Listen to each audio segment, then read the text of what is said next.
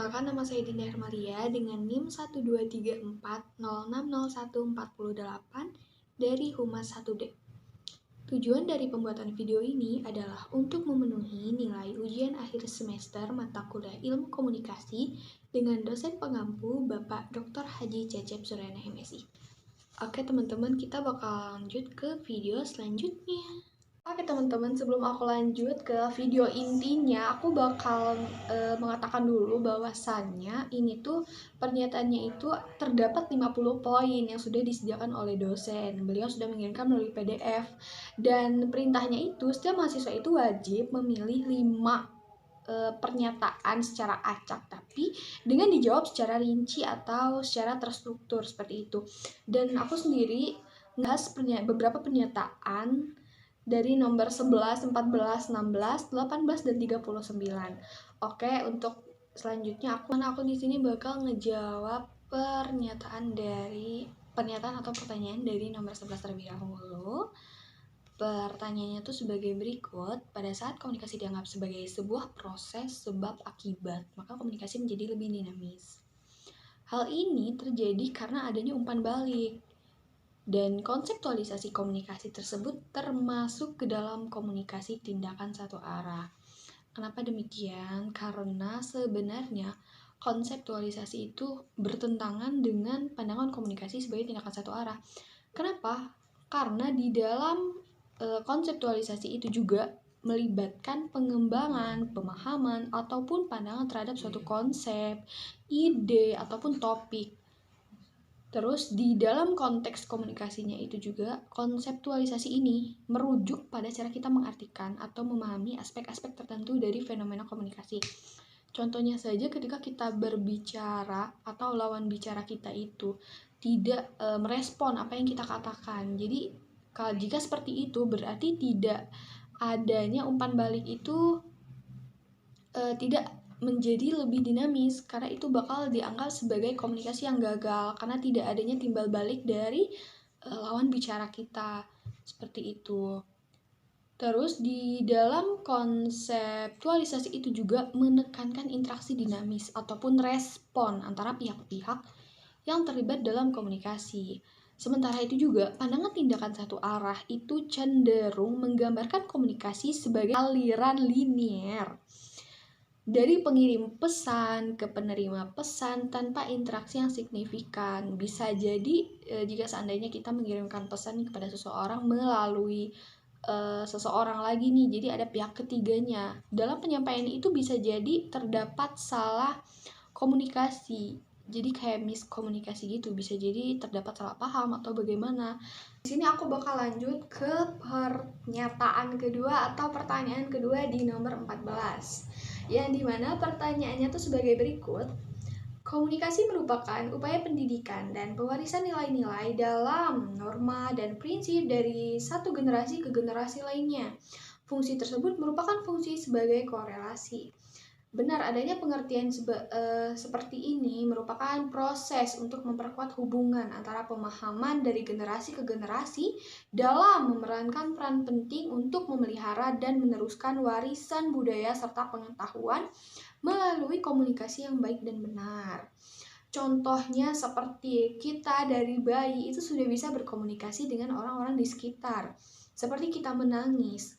Dalam konteks komunikasi, dalam untuk memahami tersebut, itu tuh banyak artinya ya.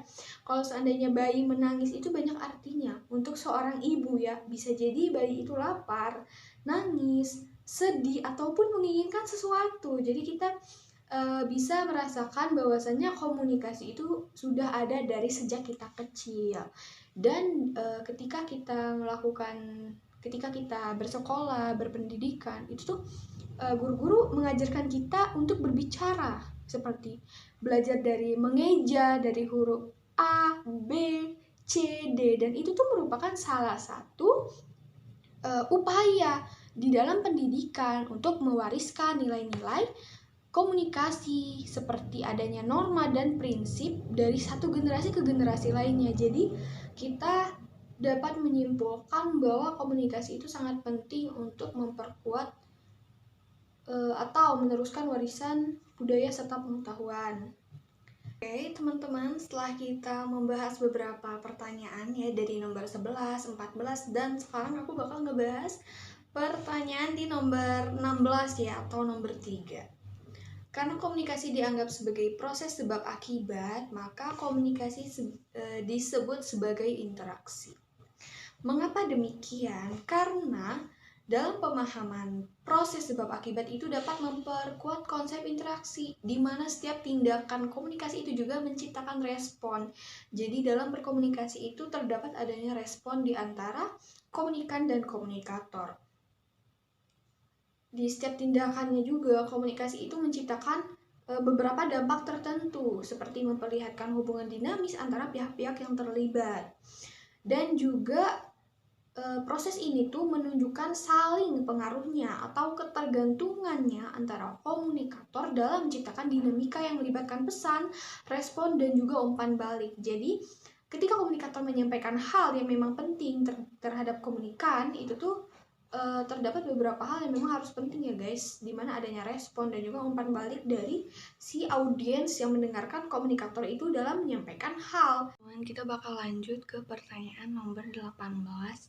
Dan yang sebelumnya pertanyaan-pertanyaannya itu sudah aku jawab, dan kita lanjut ke nomor 18 yaitu di nomor 4. Soalnya itu seperti ini. Pada saat kita berkomunikasi dengan suku di Sumatera akan berbeda dengan berkomunikasi dengan suku di Jawa. Perbedaan ini merupakan konteks komunikasi dari aspek sosial. Benar sih, perbedaan ini nih termasuk ke dalam berkomunikasi antara suku di Sumatera itu dan di Jawa itu kan kita dapat melihat atau mencerminkan lah perbedaan dalam konteks sosialnya itu sangat banyak. Ada bahasa, ada norma budaya, serta nilai-nilai yang berbeda antara kedua suku tersebut. Komunikasi ini juga merupakan cara yang efektif untuk memperhatikan dan menghormati perbedaan ini untuk membangun pemahaman yang baik antara berbagai kelompok masyarakat. Terus kenapa sih di dalam suku Sumatera dan di suku Jawa itu jelas perbedaannya? Terdapat perbedaan yang signifikan ya, mulai dari sukunya, mulai dari budayanya, dan yang lebih itunya tuh bahasanya. Bahasa mereka tuh jelas-jelas beda. Dalam konteks nada bicaranya itu lumayan beda ya dalam menyampaikan pesan, atau gaya bahasanya juga itu beda. Di Sumatera itu nada bicara mereka tuh lantang ya, tegas kan. Kalau di Jawa mereka tuh cenderung berbahasanya tuh medok dan juga halus. Nah, jadi beda banget dalam aspek sosialnya. Terus kita bakal lanjut ke pertanyaan selanjutnya di nomor 39 ya. Pertanyaannya tuh sebagai berikut. Suatu hari ibu melihat piring kesayangannya pecah oleh ayah, lalu ibu berkata sayang. Di keesokan harinya ayah memberikan kejutan dengan menaruh amplop uang yang tebal dalam buket bunga untuk ibu. Ibu lalu berkata, sayang. Kata sayang yang ibu ucapkan merupakan satu kata namun terdapat cara ibu ngomongnya itu membuat artinya itu menjadi beda. Hal ini disebut prabahasa. Sebenarnya teman-teman, setelah aku baca-baca, ini tuh bukan contoh dari prabahasa ya, melainkan dari bahasa retoris atau bisa disebut sebagai paranomasia atau plesetan kata. Dalam contoh itu tuh kata sayang digunakan untuk nuansa yang berbeda pada dua situasi yang kontras, menciptakan efek humor atau perubahan makna yang kreatif. Jadi teman-teman bisa membayangkan kata sayang itu tuh seperti apa. Untuk kata sayang yang pertama, ibu tuh jatuhnya tuh seperti marah karena piring kesayangan itu pecah oleh ayah. Jadi kata sayang yang pertama tuh karena ibu marah, dan yang kedua itu kata sayang untuk bahagia, senang karena ayah udah ngasih kejutan untuk ibu. Terus dalam penjelasannya juga, itu juga sebenarnya merupakan ungkapan yang memiliki makna kiasan dan diwariskan dari generasi ke generasi. Seperti itu. Oke teman-teman, jadi dari contoh yang udah ada di pertanyaan itu tuh bukan contoh dari prabahasa, melainkan dari majas paronomosia, yang dimana majas itu menjelaskan satu kata yang memiliki dua makna. Contoh dari aku ya, ayah tertawa melihat gigi aku tanggal 2 dan copot di tanggal 3. Itu terdapat kata tanggal, terdapat dua kata tanggal ya guys. Jadi kata tanggal yang pertama itu ya memberikan makna bahwa itu tuh lepas. Jadi ayah tertawa melihat gigi aku lepas 2 gitu kan. Terus untuk kata tanggal yang kedua itu tuh menunjukkan adanya waktu di tanggal giginya tuh copot gitu. Terus mungkin ini aja yang dapat aku jelaskan, semoga dapat dimengerti dan semoga bermanfaat, dan semoga aku mendapatkan nilai yang terbaik.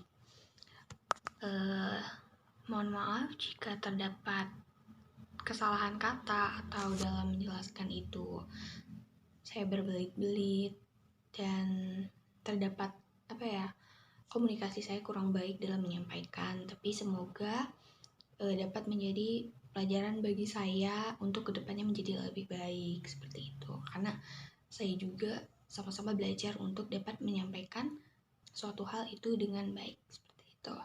Saya akhiri, wabillahi taufiq wal hidayah. Wassalamualaikum warahmatullahi wabarakatuh. Terima kasih sudah menonton.